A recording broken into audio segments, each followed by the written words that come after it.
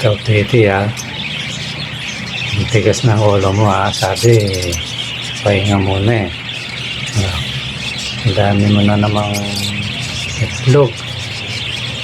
Halos bumaba pa lang yung inakay mo. Isang linggo, meron ka na kagad na pisa. Ang bihira ka talaga, ha? Titi, hindi ka ba talaga titigil? Let it, bang, bang.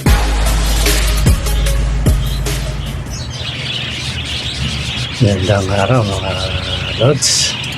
Ayan, dito na naman tayo sa Juniors TV. Ang bihira mga Lods, yung alaga natin si Tweety, ayaw talagang maglubay ng ibon mga Lods. Talagang napakasipag na ibon. Totally, isang linggo pa lang yung yung kanyang kasi yun bali siyam yung niya. Although yung dalawa ron kay yung sa blue kay Bogart, ko sa kanya, bali lahat yun siyam, 11. Yung isa hindi napisa, yung isa namatay, nadaganan. Yung dalawa, di ba, pinampong ko kay Owl tsaka kay Batik. Kaya bali yung kiner ni Batik siyam tsaka ni Owl. Yun yung kasaysayan ng mga inakay natin mga Lods. Kaya papakita ko sa inyo mga idol yung ito, tingnan nyo Lods.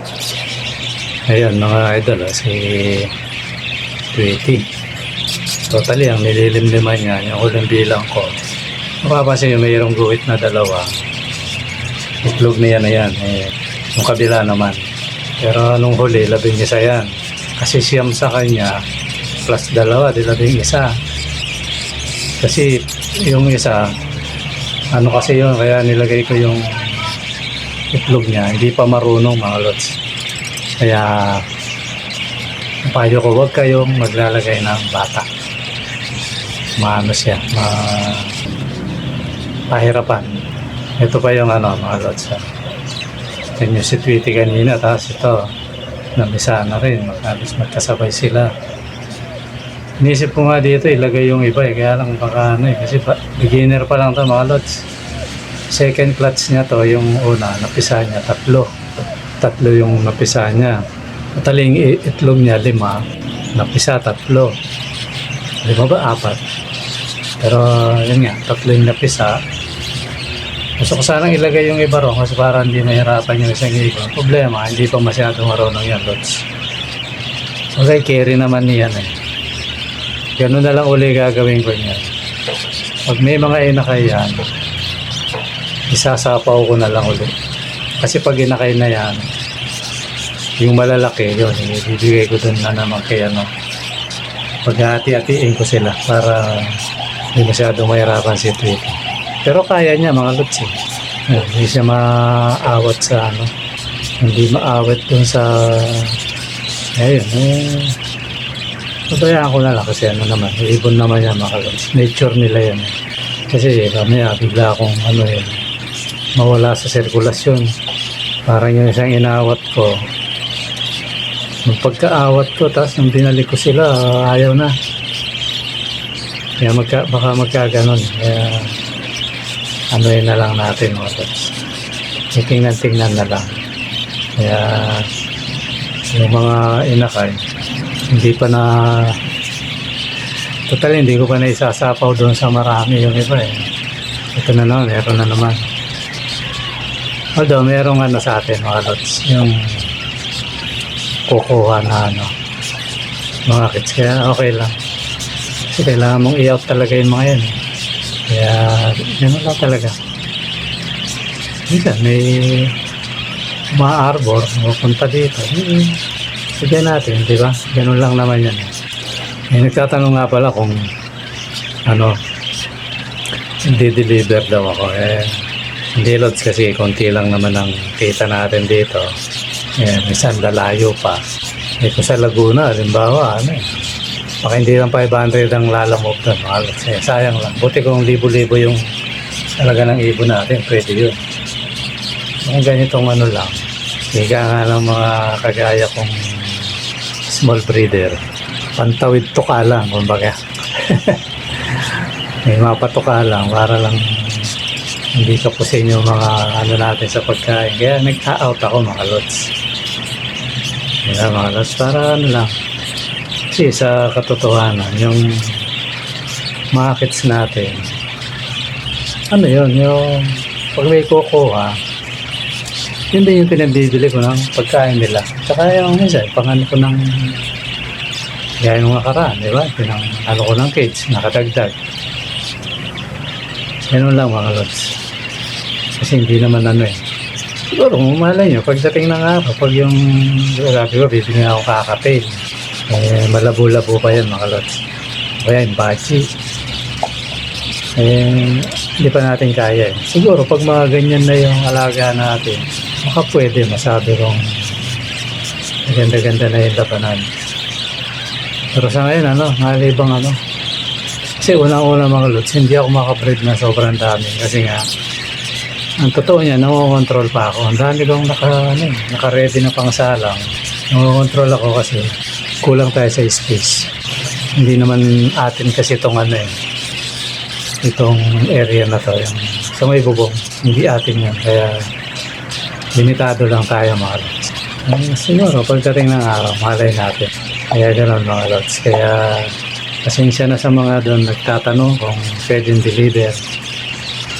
Eh, hindi po ako nag-ano kasi malit lang naman ang malit lang yung kita natin dito. Kaya, mauubos lang ho yun sa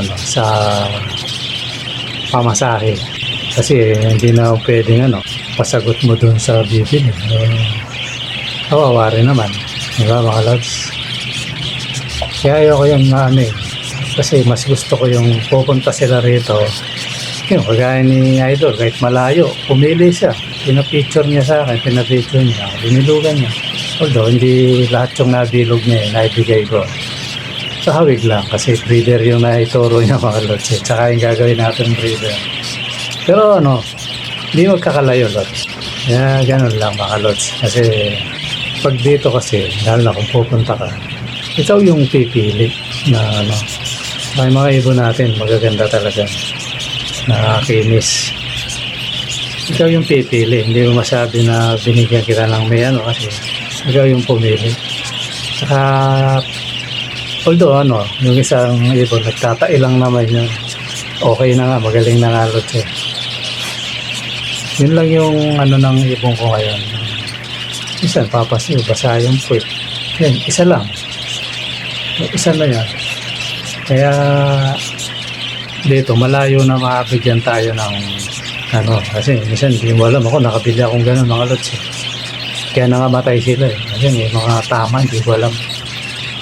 Yan, naging aral sa akin yan pero ayoko namang gawin sa iba. Nakabenta ka lang. Ayoko namang gawin yan. Totally kahit ipamigay ko yun lods hindi ko gagawin eh. Pamigay ko may sakit. Pangit yun. Hindi ko gusto yung mga gano'ng mga lods. Maganda kung mamigay ka, yung masisiyahan yung yung binigyan mo, di ba? Kasi mamimigay ka na rin lang eh. Pero maganda ka, di ba mga lods? Kaya lang, maganda pag bibili yun. Mas gusto ko yung pauutosan o kaya personal na sila pupunta. Mas okay, makakapili sila lang maayos.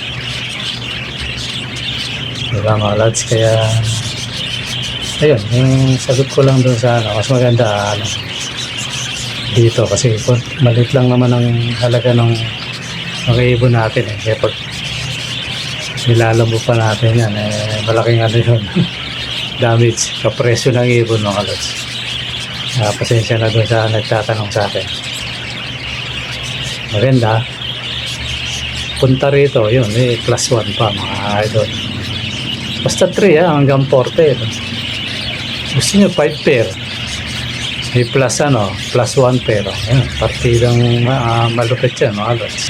Kasi ito hindi ko naman talaga yung kakainin nila mabigat-bigat din to mga lods. Kaya kailangan kumbaga ako, tinatansya ko lang yung mga kaya nating halagaan mga lods. Kasi kulang pa tayo sa resources eh. Lalo na trabaho ko ngayon Freddy Aguilar lubog lilitaw eh. Ngayon mga lods, ganun lang, ano, kumbaga inaano ko lang. Pero at least yung mga ibon natin, gumaganda yung mutation. Swerte nung mga ano, habang tumatagal, yung mga bumibiling huli, mga swerte yan. Kasi paganda ng paganda yung, ano, yung mutation ng ibon. Actually, may nakapalabas na ako ngayon mga dilute, mga lods, mga clear wing, mga anak ng opaline yun. Eh. May mga karga siguro yung mga, ano, yan, kaya lumalabas na. Kaya, tapos yung size nila. Pero meron pa rin ano, may mga lumalabas pa rin maliit kasi nga yung breeder na ito. Pero karamihan ano, halos. Karamihan good size na. Siguro kung ano, kasi ang ginagawa ko para maganda rin ang labas, yung iba may parehas good size, yung iba may good size, yung isa maliit. Pero paglabas ng good size yun, baga medium na sukat ng ito. Kaya yun lang mga lods. Pinsa na dun sa ano, ay wala tayong kikitain to pag ano, pang patuka lang naman natin yung namareta. Okay mga lods, dito muna, sana nag-enjoy kayo kahit pa paano. Maraming salamat sa panonood. Bye bye.